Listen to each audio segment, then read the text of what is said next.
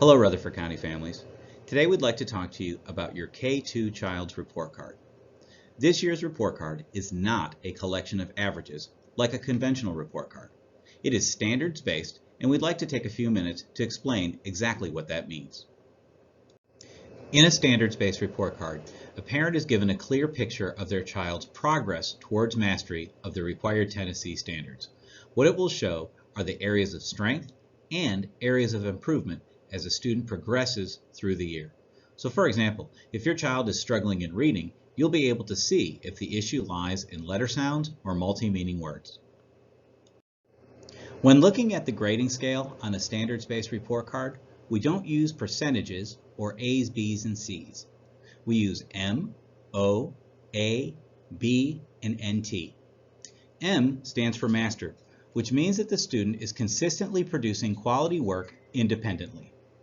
O stands for on track, which means that the student is producing grade level work with some teacher direction and assistance. A stands for approaching, which means that the student is not yet able to produce work without teacher direction and assistance. B stands for basic, which means that the student needs significant teacher support. NT simply means that a standard has not yet been taught.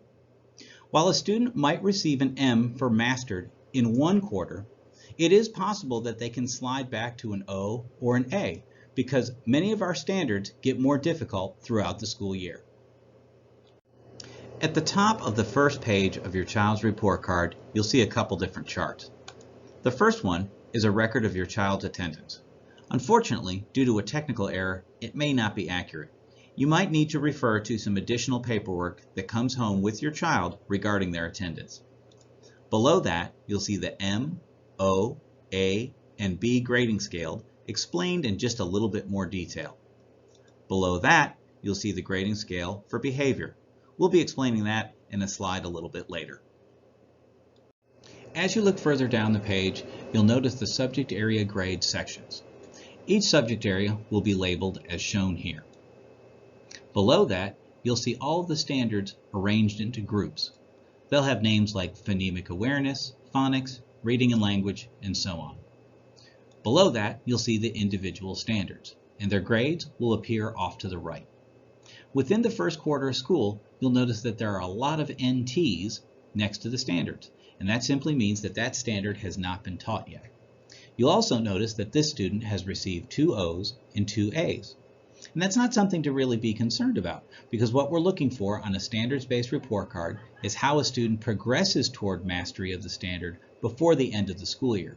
So we should see an M for those standards by the time we reach quarter 4. At the bottom of the last page of your student's report card, you'll see an area for responsibility for learning and behavior.